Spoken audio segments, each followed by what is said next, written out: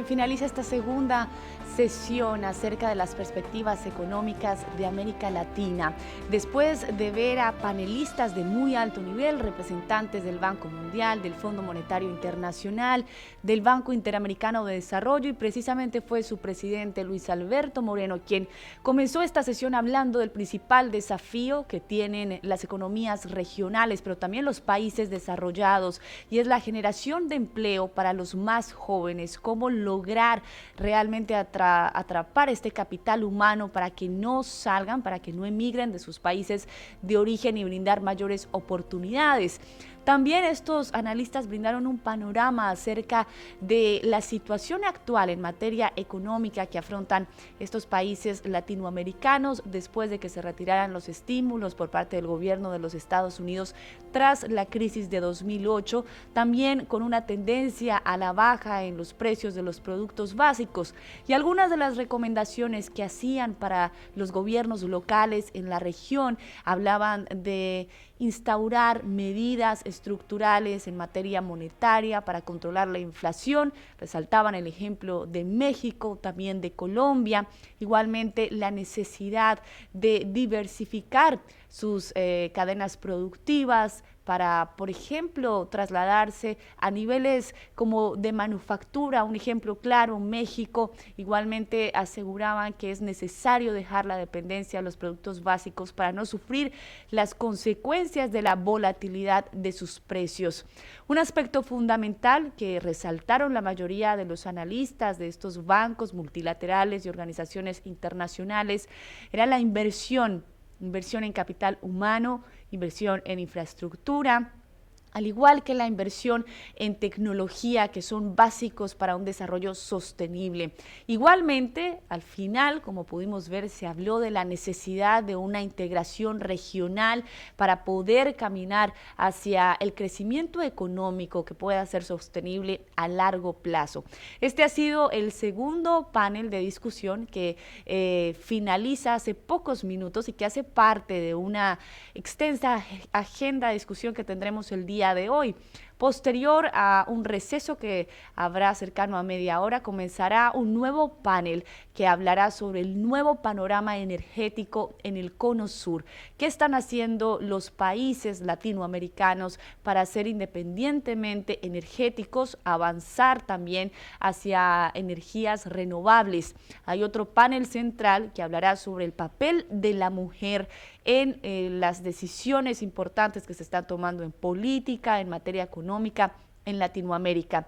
¿Qué deben hacer los gobiernos regionales para lograr equidad, no solamente en el acceso a beneficios, a derechos y a libertades, sino también equidad en materia de remuneración económica para las mujeres frente a los hombres en la región latinoamericana? Otro panel central que tendremos habla sobre los desafíos que tienen los países latinoamericanos, sus perspectivas después de 20 años de que se realizara la primera Cumbre de las Américas. En este panel estará participando el secretario general de la Organización de Estados Americanos, José Miguel Insulza. Y también hay otro panel que hablará sobre la integración social y regional, uno de los aspectos básicos que se ha analizado durante esta conferencia anual CAF 2014. No solo el día de ayer, sino también ha salido este tema a resaltar durante esta mañana. También les voy a comentar un poco lo que se discutió en el primer panel de apertura del día de hoy en relación a Haití, las perspectivas de este país luego de que 4 años atrás sufriera un terremoto. Su ministra de Finanzas estuvo acompañándonos en esta conferencia y dando el testimonio de cómo ha sido este plan que ha hecho el gobierno de Haití para avanzar hacia un desarrollo económico, hacia la reconstrucción y transformación de Haití. En un comienzo habló de cómo se distribuyeron los recursos internacionales que fueron donados en esta nación, atendiendo a las víctimas de manera primaria, en el control y atención de cólera y prevención. También se ha hablado de diversas cambios y también de índices de desarrollo que se han alcanzado.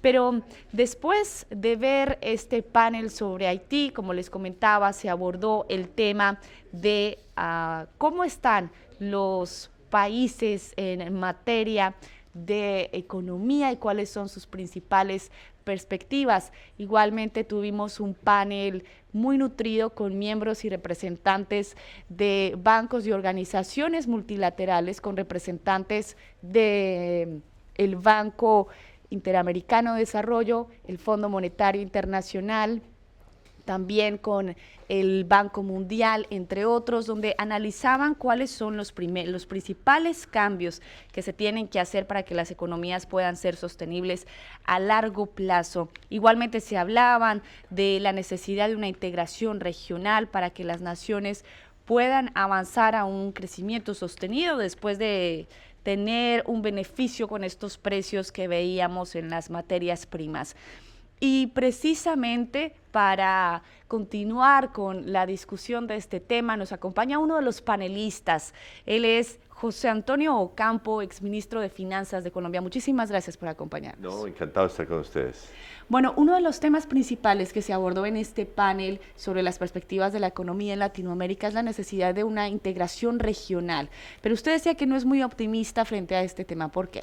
Bueno, yo fui de hecho el que lo planteé como un tema esencial, porque yo creo que hay una oportunidad muy grande asociada, siquiera a este surgimiento de la clase media, de un mercado de masas, digamos, y que en el mundo moderno, con las fronteras abiertas, la mejor manera de explotarlo es a través de una integración mucho más profunda.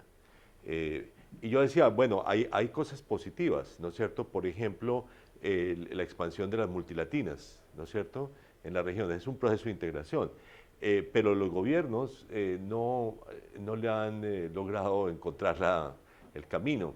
Y sobre todo hay una tensión histórica entre Brasil y México que no permite que haya una integración profunda en América Latina. Y digo, bueno, pero también hay tensiones a otros niveles. Entonces yo creo que sí hay que lanzarse en un programa de integración profunda, digamos. En Europa los países pelean entre sí, ¿no es cierto?, por diferencias ideológicas en distintos momentos, pero el comercio es profundo, la integración que ha generado es profunda. Entonces yo creo que eso es lo que tenemos que hacer, que se peleen los gobiernos, sí, pero que la gente, que el comercio, y que se creen muchos nuevos programas. Por ejemplo, mencionaba yo el programa Erasmus de la Unión Europea, que es una oportunidad que en todos los estudiantes universitarios pueden pasar un año en otro país, ¿no es cierto? Lo cual genera un sentido de pertenencia a la región inmensa. Redes de investigación que incluyan investigadores de varios países y que faciliten el financiamiento de la investigación entre personas de varios países. Por ejemplo, yo he participado en un programa, no diría de qué país, que nos piden participar y resulta que en realidad todo el financiamiento es para los investigadores de ese país. O sea, realmente no financian investigadores de otro país. Esta red de investigación tiene que financiar investigadores de todos los países. Hay un tema que se mencionó, se hablaban de las reformas que ha comenzado, bueno, México, que ha impartido, también Colombia. ¿Usted considera que este es un ejemplo para otros países de la región, reformas estructurales en materia monetaria para controlar la inflación, entre otras? No, yo creo que hay reformas que han sido exitosas, por ejemplo, en materia macroeconómica. Digamos, hay mucho más estabilidad en casi todos los países de la que había antes. Pero digamos, a mí debo decir que, no lo dije en el foro, pero a mí no me gusta este término de las reformas estructurales, porque digamos, nos llevan 30 años diciendo que las reformas estructurales nos van a traer la prosperidad, y no estoy seguro que eso haya sido cierto. Entonces yo creo que sí hay que hacer reformas, ¿no es cierto? Incluso a veces en contra de lo que antes se quería hacer en materia de reforma. Por ejemplo, para mí lo más importante que hay en términos de crecimiento económico es lo que hagamos en materia de reindustrialización. Y eso de pronto son reformas que no son exactamente las que se promovieron que no son reformas estructurales de hace 20 o 30 años. Señor Ocampo, muchísimas gracias. No, a ustedes muchas gracias. Bien, continuamos con esta cobertura en directo de la conferencia CAP 2014. Bueno. Szymiński